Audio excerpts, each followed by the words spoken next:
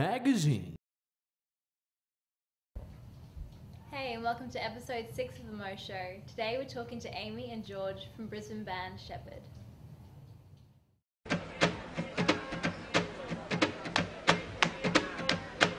I'm hoping somebody's gonna hold my tongue. Yes, I'm hoping somebody's gonna hide my gun. I'm hoping 'cause I don't wanna die this young. But yes, I'm hoping I'm gone when the man comes along.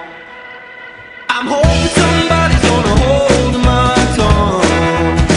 But I've been taking this trouble for far too long.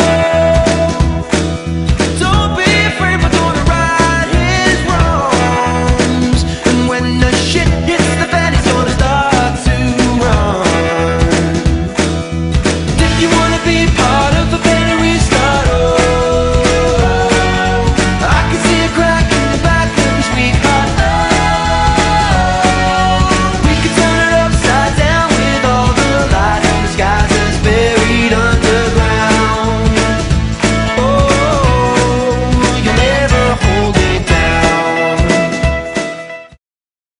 So I'm here with Amy and George from the band Sheppard, and just want to find out how the band got started, and is it true that your dad was kind of the one who encouraged you to form up a little musical duo to begin with? Yeah, Dad was always very supportive of us. We started in 2009. I was always really into music, and I wrote a song, but it was a duo.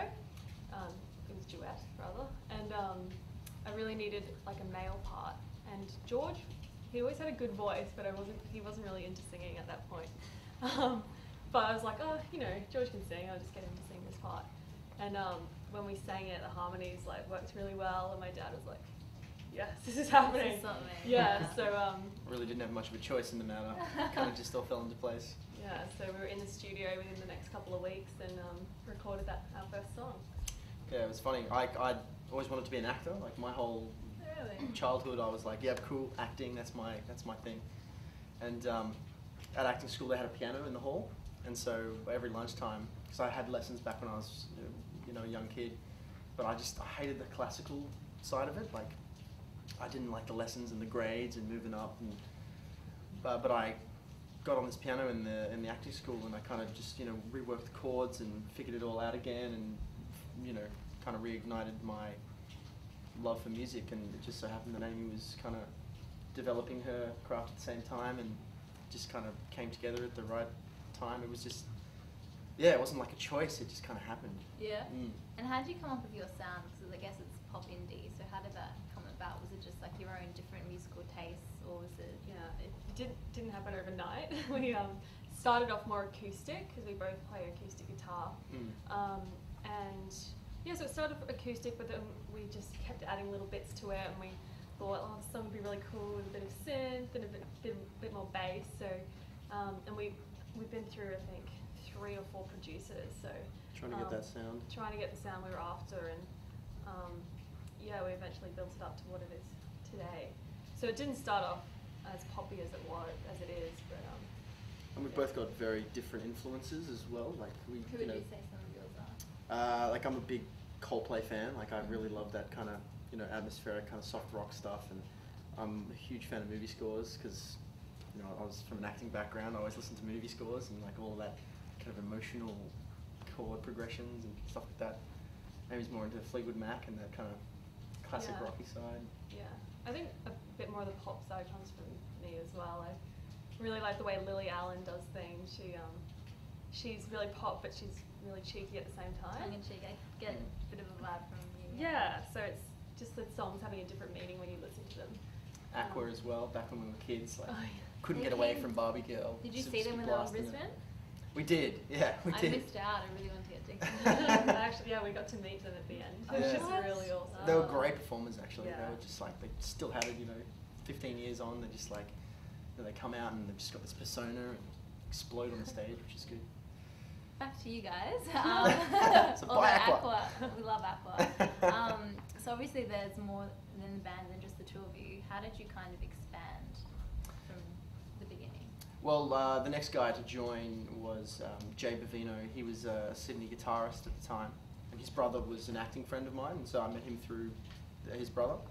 And he'd always been writing songs, and he's really into the movie scores and all that kind of stuff as well. And we had a similar, we were on the similar wavelength with the music. And we originally brought him up to Brisbane just to kind of play bass, because we didn't have a bassist, and we were gonna I was gonna play the guitar, and we were going to handle it all ourselves. And it turned out, we just started writing songs with him while he was here. He stayed with us for about 6-8 months last year, and we just kind of belted out 30 or so tracks, something like that. And it was just like, yeah, we found out that it actually worked. Like the three of us together had this kind of, we just gelled really well creatively, and we all brought different things to the table with our different influences. And yeah, I guess that's when it really kind of started to get serious. That's when we kind of, went to the studio, recorded an album, and figured out what we actually had. And your sister Emma's also. Yeah, she's just recently joined. Is that because she's a bit jealous? Was she like, I'm missing out on? Oh, I think it's part of it. But no, she well, we gave her the opportunity because we thought it'd be really nice if we were all in it. And she's never been musical, but yeah, we gave her like a couple of lessons. She had 3 weeks of intensive lessons. She went over to PNG. Bass guitar. To learn bass guitar with a good friend of ours who's really good at teaching people music. And yeah, she came back, she knew all our songs, and she practices a lot, and she's worked really hard, and yeah, she's done a great job. What is it about your sound, do you think, that kind of makes you different from all the young bands that are coming up? Well, I think we try and cater to, not a specific demographic. Like we write music that, and someone, a 10-year-old can listen to, but a 60-year-old can listen to as well. And I think it just kind of, we try to encompass all these themes that everyone can relate to. And yeah, I don't know a lot of bands that can do that with their music nowadays. It's all like rock or punk and or like pop that is specifically tailored for 13-year-olds and all that kind of stuff. But yeah, it's a tough one. I really don't. Apart from that, yeah, I guess that would be the big thing. And you were recently in the Hard Rock Rising competition. Yeah. Tell us a bit more about that. Yeah, that was a bit of fun. Like, that was. It's awkward.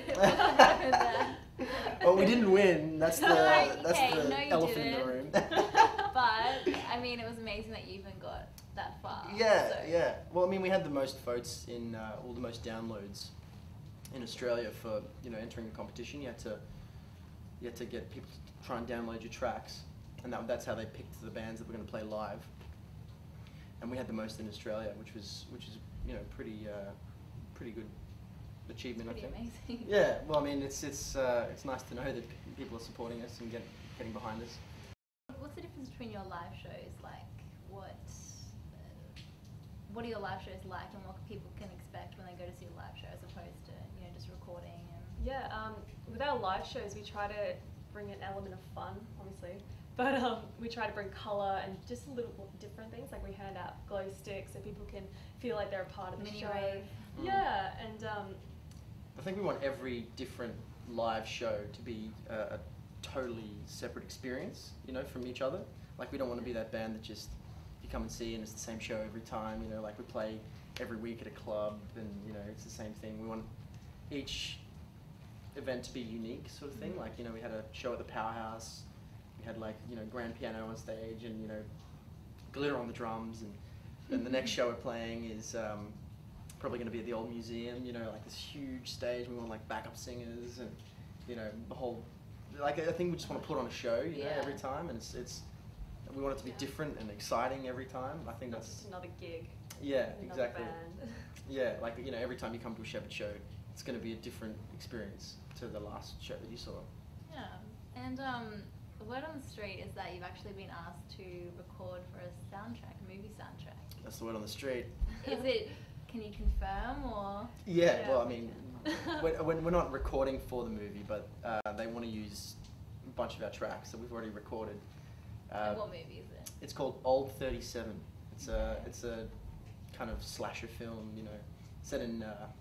It's filming in New York, and we get to fly over there sometime in June, I think, like end of May, early June. Wow. And we get to appear in one of the party scenes, which is going to be good. Like just the background. band Oh, playing okay, in yeah. the background. I get to say a line. I get to be Yeah. like, "Yep, we're Sheppard. This is next song is blah blah blah." That's huge. Yeah, so George's it's a lot of acting fun. dream comes true.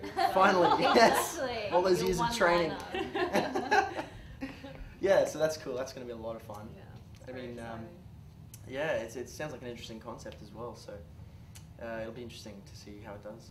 And what's your album that's coming out? What can we expect to hear? Like what? Yeah, well, I've been listening to it. I don't think we meant to, but I meant to do it. But I think it's an album of like self-belief, and because I was listening to some of the lyrics, and it's about like really it's an empowering album. It's a lot of fun. It's a bit cheeky, a bit quirky, but yeah, a lot of it's to do with like I guess self-confidence and That yeah. sounds Do you nice reckon? and uplifting. Yeah, well, I mean, it's called the circus dance of circumstance. So it's like I like it. the crazy dance, the randomness of life, and I guess that's like there's a lot of things fall under that umbrella, like love and life and believing in yourself. And Yeah. I guess we didn't really set out to make a certain album with certain themes, but it's Just kind of kinda just happened. yeah, being. Great. Okay. Well, I'd like to thank Amy and George for coming on the show, and Brisbane, get behind this band because they're ones to watch. That was fun. There you So go. happy I'm- And we're done. Thanks, guys. That was good.